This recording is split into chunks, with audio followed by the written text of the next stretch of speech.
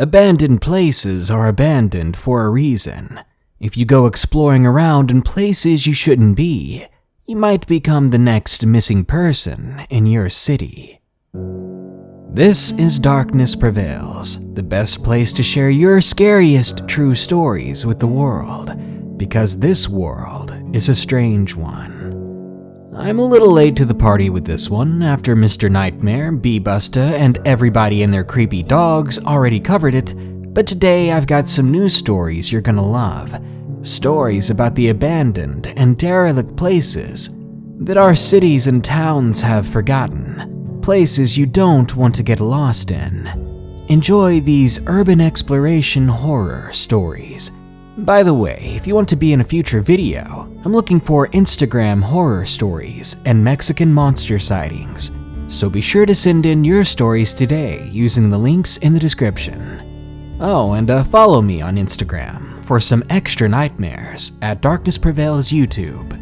Real quick, here are the first 5 comments from my previous video. The interesting ones, anyway. Bob comments, "Mark, give me the zuck." Something tells me that Mark only zucks on himself, if you know what I'm saying. Demon Slayer says, "If you were a Pokemon, what would your name be?" That Pokemon already exists. It's called Dunsparce, and you can't spell it without dunce. Little Miss Chatterbox says, "This is why I don't go hiking." Try telling that to the 7 chins on my stomach. It's V Metrolik says, "Can I come in the back entrance to your dark cave?" Might as well, everybody else has. And Croak McCard says, "Daddy Darkness, have you filled out your child support?" No, I'm gonna be late this month, every month, because I'm not your daddy. Alright people, let's get into those scary urban exploration stories. Number 1. Something Under the Bridge. Submitted by James C.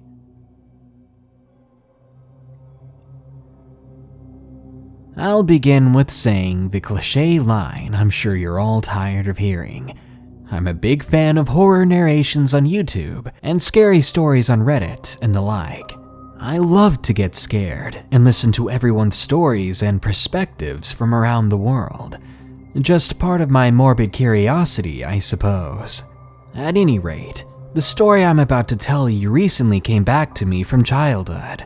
To let you know now, it's a little anticlimactic, but I assure you, this story is 100% true.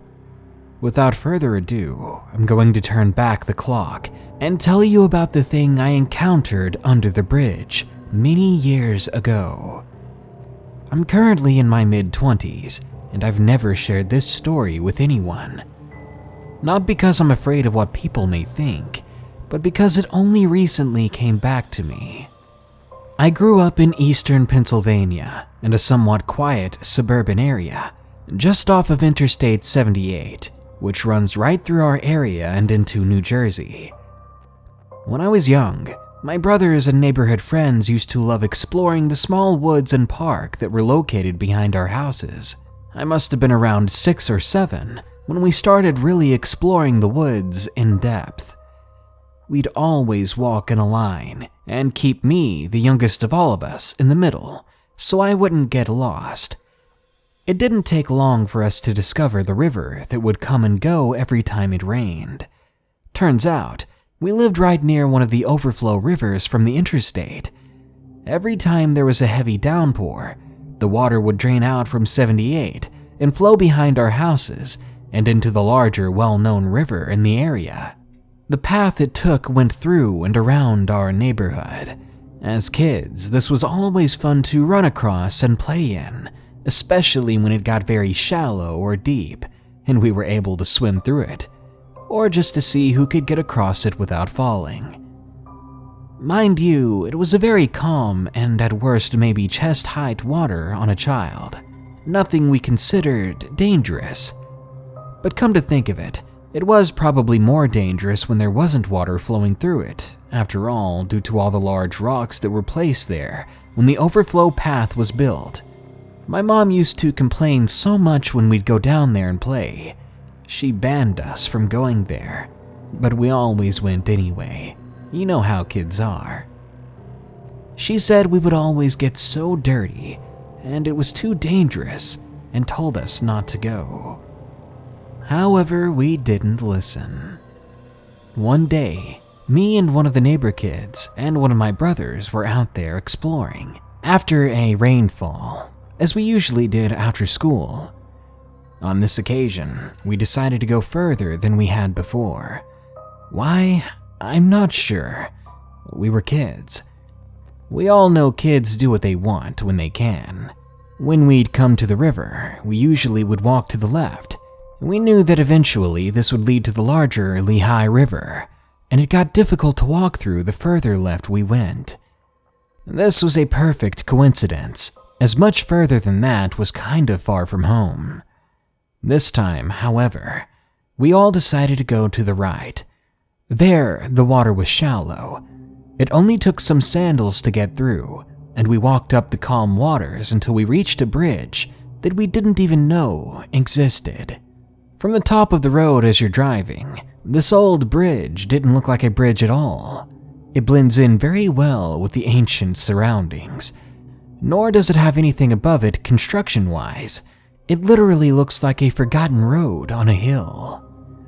Anyway, we come to this bridge, and we discover that underneath is all cement and flat, which made it perfect to splash and fool around in. There were several pipes and tunnels that were much too small for any person to enter, with the exception of one. There was one very big tunnel, I would call it, that if you bent over, you could actually walk through. We come to this opening, kind of dumbfounded that it's here. Before now, we didn't even know this bridge existed, and now there's a concrete tunnel we're all capable of walking through. So of course, as curious kids do, we all wanted to explore it. When we looked down into the tunnel, we could see daylight streaming in from the surface. The water drains located on the road that extended in the same direction created a kind of skylight effect and let a small amount of light in. Creepy thing was, it just got so inexplicably dark past the last grate, obviously from the lack of sunlight. We took turns and as groups walked in the tunnel as far as we could, but kept wussing out and marking our distance with chalk. We decided to return the following day with my dad's deer spotter to see how far this dark tunnel actually went. The three of us came back the following afternoon. The water had dried up in most spots, and we brought our razor scooters to try some tricks on the smooth, flat concrete under the bridge. We liked to hang out down there as it was completely cool and shaded and welcomed all crosswinds from either side. I remember how bright this flashlight was that my dad had. Not really sure why he had it to begin with, but he did, so we took it to the big tunnel and shined it on down. Surprisingly, this light reached its limit, and we weren't able to see anything past the beam it gave off. I know it was daytime, but we were underground in a dark concrete tunnel. Surely, it should have hit something. I remember taking turns yet again, going in as far as we could go. The thing is, any slight sound made inside this tunnel causes so much confusion and echoing. Words spoken by someone right behind or in front of you became nearly indiscernible because of the countless echoes. Steps sounded like they were coming from all over. It was very disorienting and a bit creepy when you can't identify where the sounds are coming from, let alone what they are. I remember attempting to communicate with them and not being able to understand each other at all. So eventually, we would go in and not talk because it made it easier to do in the quiet. This is so long ago that I can't remember why, but my brother must have been picking on me at the time, something he did often as he's the middle child. If I had to guess, I'd say he was calling me a baby for not being able to go all the way down the tunnel with the flashlight, even though none of them could do any better. The neighbor girl must have been on his side too, and this made me more upset. All I remember is storming off for home by myself, leaving the two of them behind. They were the same age and often ganged up on me when I didn't do everything they wanted me to. Later, when I went back outside, I saw my brother and the neighbor girl outside my house, hanging out like they always did. They again teased me for leaving and told me that they both made it to the end of the tunnel. My brother, who loved to lie out of spite, told me they made it all the way back and found a big metal door. He said they tried to open it, but it wouldn't budge. The neighbor girl was raised very well about things like lying, so she didn't say anything at all. She neither confirmed nor denied my brother's made-up story. She just stood there and let him tell it. So of course I didn't believe him. To this day I still don't. Fast forward probably a month or two. That neighbor girl had moved away, and my older brothers didn't want to go outside as much anymore, as technology became the predominant entertainment source for them. So I decided to go out on my own. I somehow ended up back at this bridge with the big concrete tunnel, which, by the way, I assume was for highway drainage and probably gushed out gallons of water after it rained, although I never saw it doing so. It would explain why a small child could simply walk through it, and an adult could easily crawl or crouch their way through it as well. I came to the old test of courage. No flashlight, no equipment. Just wanted to ride my razor around on the smooth concrete, as I had just got new tires for it. And if anyone else grew up with razors, you know those tires wore down pretty fast. I remember it being really quiet when I was down there alone. Every sound I made echoed so loudly off the bridge and inside the tunnel. Curious, as I always was and still am, I went up to the tunnel and again tried to look down it. I went in maybe 5 to 10 feet, near the one open grate to see the sunlight and the road above. It was so quiet.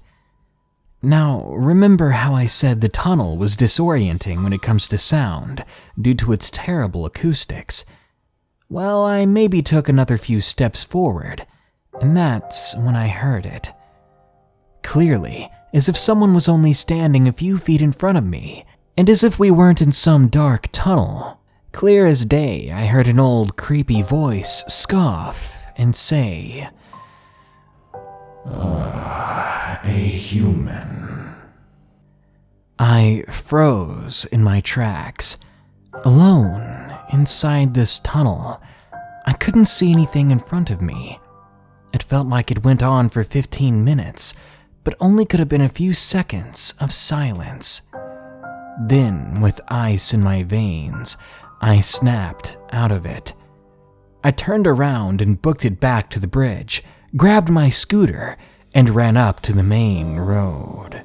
Normally, I would have taken the river path home as it's shaded and much safer. That's always how we would go to the bridge, and my parents forbade me riding my scooter on any street that wasn't ours. Not today, Satan, I thought.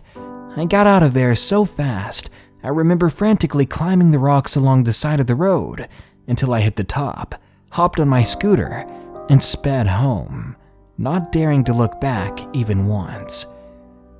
Present day, when this story came back to me, I brought it up to my mother.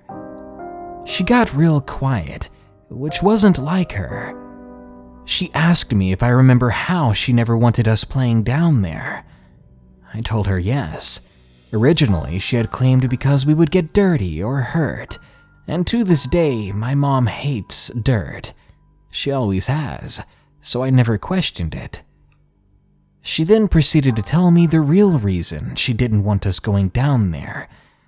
Apparently, a local child disappeared playing in the river one day.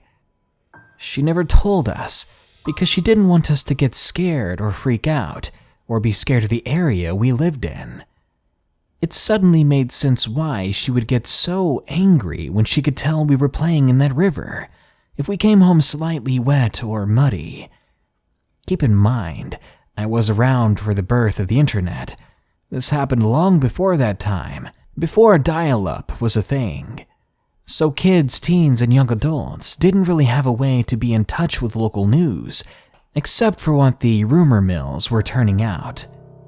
The boy who disappeared was a well-kept secret. They searched for a while, but his body never turned up. Nothing, as if he vanished without a trace, as if he was taken. What was it, you might be wondering? Was there a correlation between the kid who went missing and the thing that exists under the bridge? I don't have a clue. All I know for sure, and still remember to this day, is that crystal clear voice I heard down in that tunnel. Could it have been the wind? Could it have been my imagination? Could it have been a troll who lives under the bridge by my house and eats children? At this point, all explanations are possible to me. I just know for a fact what I heard, and given the acoustics of that tunnel, makes it so hard to explain. It chills me to this day to know there had to be someone or something in that dark tunnel with me, just beyond where the lights reached, hiding in the darkness, waiting for its next victim, referring to me as human. You couldn't drag me back there. Number 2. My Urban Exploration Story, submitted by CryptidMan117. I am a local filmmaker in my area. I like to make short found footage films. It sounds dumb, but this is important information to know going into this story. I normally film at abandoned buildings because I love the atmosphere and the look of them. But one time, a couple of years ago, I stumbled upon something that made me almost stop exploring abandoned places altogether. For context, I live in Pennsylvania, and there's a relatively popular abandoned location called The Ruins near Allentown. I really have no idea what it could have possibly been, but nowadays, it's a bunch of concrete buildings, tunnels, and walls, all decayed and crumbling. It's actually quite a beautiful place. This place has a few different locations. I was exploring it with 2 other friends while location scouting for one of my films. I separated from them in an effort to try and get the feel of a character from the movie and find the most unnerving spot. They went toward the main buildings, and I walked more into the forest. On our way in, I noticed a structure off the path that I'd never seen before. After walking through the overgrowth and bushes, I finally stumbled upon this building with a huge hole through it. To get a sense of what I'm looking at, imagine a concrete square, but with no front or back walls, so it's got a roof and 2 side walls. Crumbling buildings are usually common sight at the ruins, but what really freaked me out was the fact that there were a bunch of small dug-up holes in the dirt on what should have been the floor of the building, almost as if they were graves. There had to have been at least 8 small holes there, and they all had markings, like little crosses or wooden symbols sticking out of the ground next to them. I have no idea what they were being used for, but I've never seen anything like it. I was worried that whoever dug them was going to come back to bury what they intended on burying, so I left as soon as I realized what was going on. I quickly met back up with my friends, and I didn't mention what I saw to them. I don't know if I was too scared by it, or if I just didn't want to freak them out. Still thinking about what I saw just makes me feel uncomfortable. The funny thing is, I've gone back there countless times, and I've never been able to find that building or the graves again. Nothing that even looks remotely similar to it.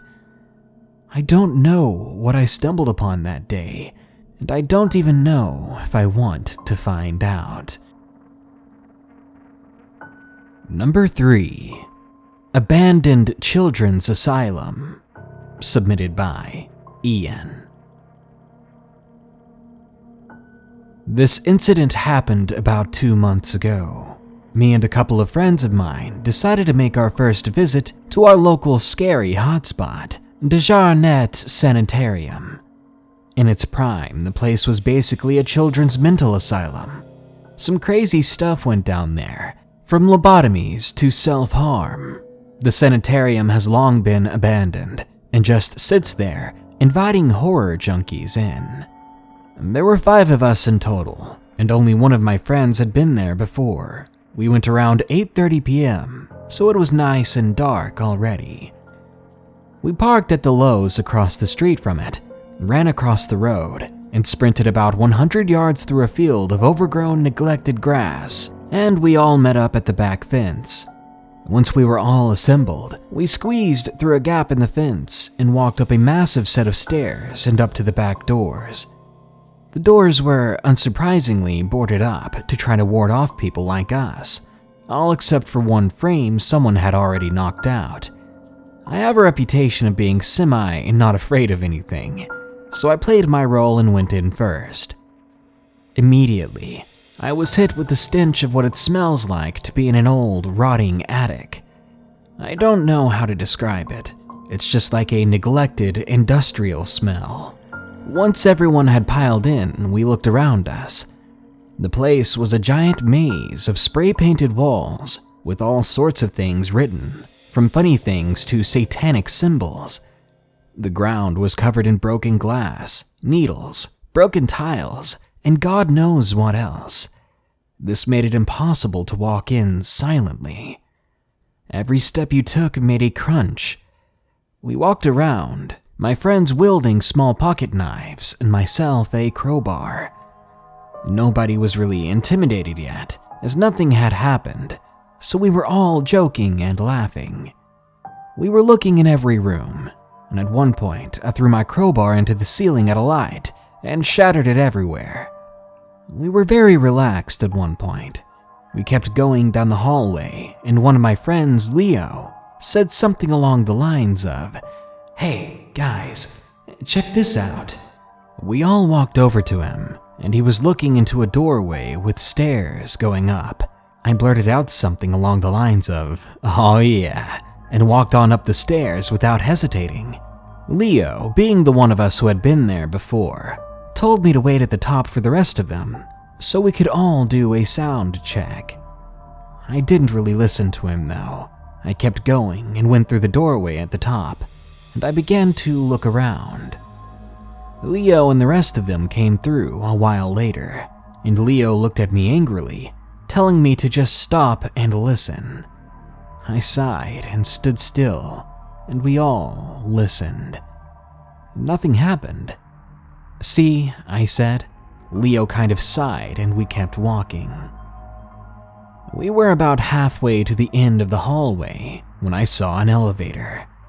I walked over to it, and so did one of my other friends, Sam.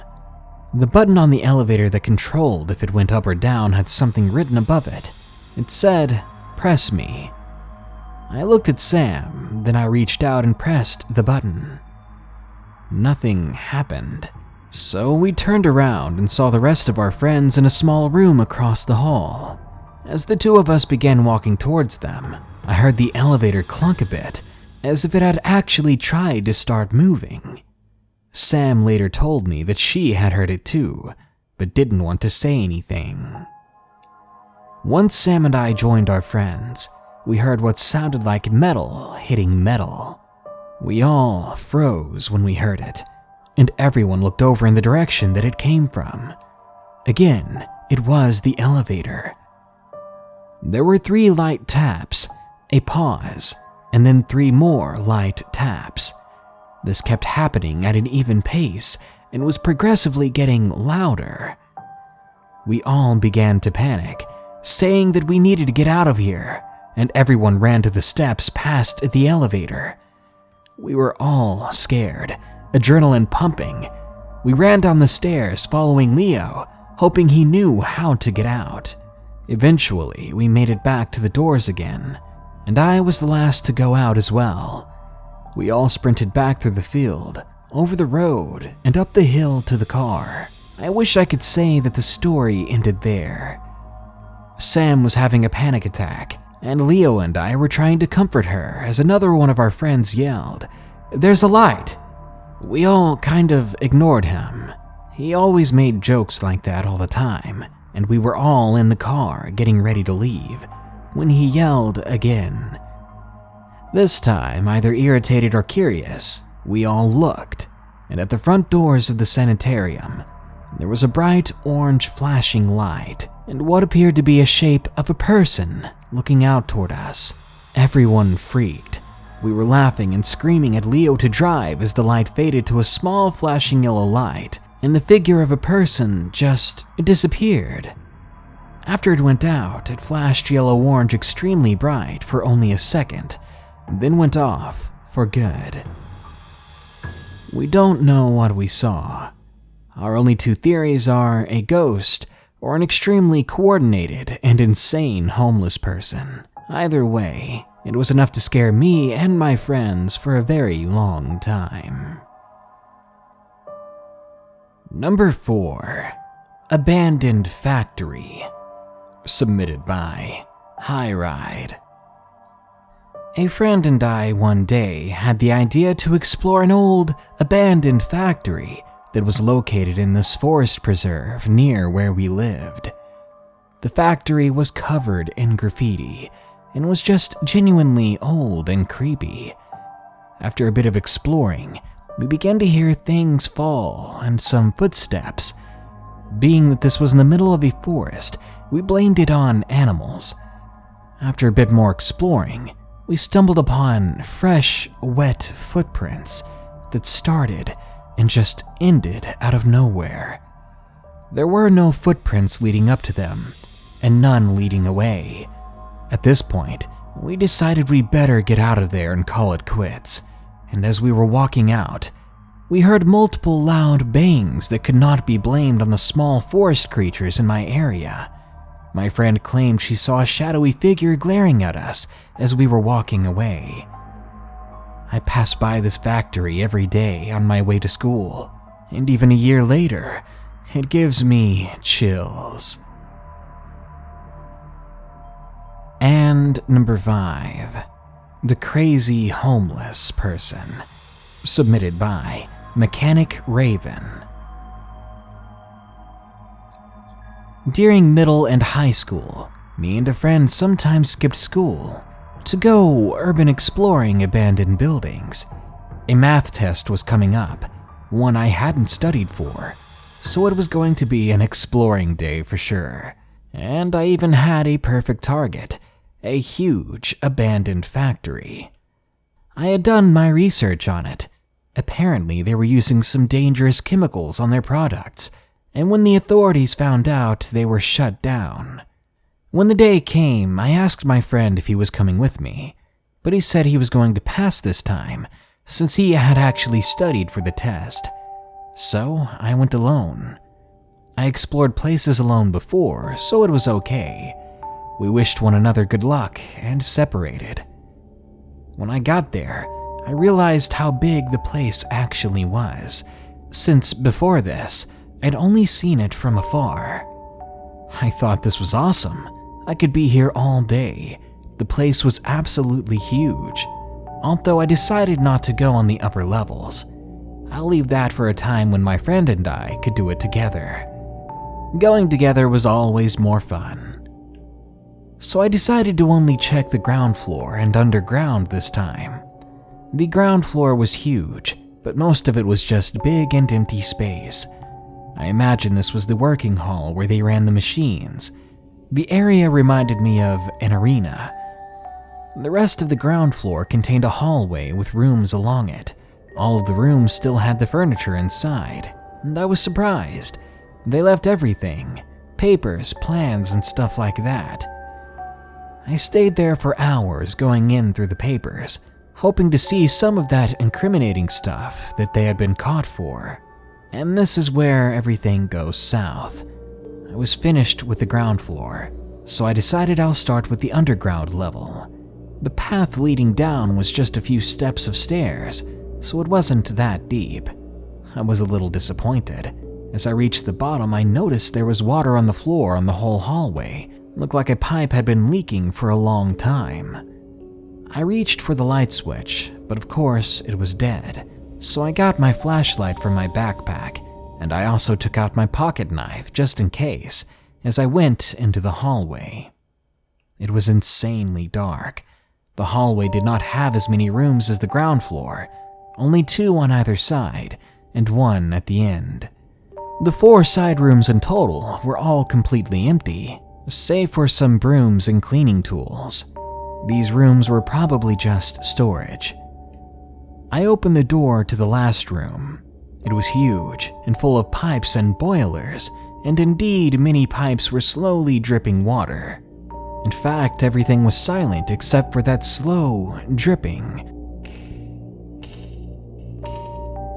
I went only a few steps in the room when I hear a noise other than the dripping water. Stepping in the water. I direct my light in the direction of the noise, and what I see is a man. A man in a long black trench coat with his back to me. He was facing the wall, just staring at it. For a moment, I was spooked, but I've met homeless people before in my explorings, even some junkies who tried to sell things to me, and always came out just fine, just keeping my calm. I think I have a way of speaking with people, even with complete strangers, so after a moment of a scare, I yelled to him, "Hey." He was maybe 20 to 25 meters away from me. He did not reply, did not move, and neither did I. But I yelled to him again, "Are you all right?" Meanwhile, I was beginning to shake a little. I did not dare take my light off of him. He made a little noise, like he just noticed me then and started to turn. And I froze. The dude's face was so off. His eyes opened completely wide, and he appeared to have no pupils at all. And the guy was baring his teeth, snarling at me. And the first thing that came to my mind was Nosferatu, but this one wasn't bald. We both stood there for a long while. I was completely frozen. I knew I couldn't fight him.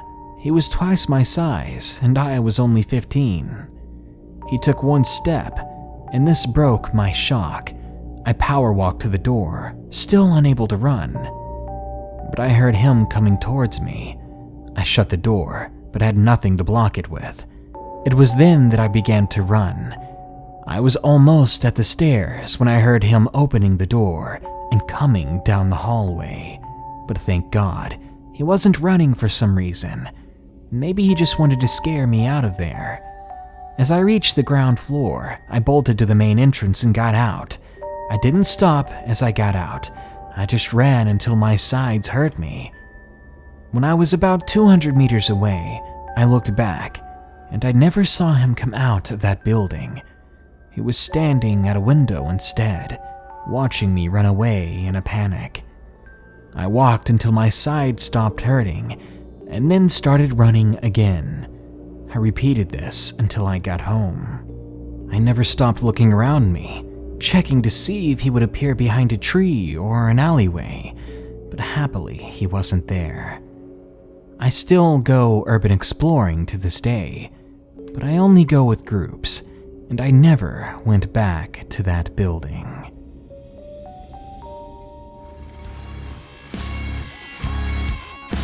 All this talk of urban exploration has me hyped. There are plenty of abandoned places around my town. Maybe it's time to grab a camera, a couple of good friends, and brave the dark and rusted labyrinths. Then again, these could be my last words. The next time you hear about me, it might just be in a headline that reads, "Terrible YouTuber goes missing." Good night. Be sure to like, share, comment, and subscribe if you enjoyed the video. And remember, you can always share your stories with me with the links in the description. Specifically, I'm currently looking for Instagram stories and Mexican monster stories. Also, you can follow me on Instagram for some creepy 100-word horror stories. Thank you all for listening. stay safe out there, and as always, stay creepy.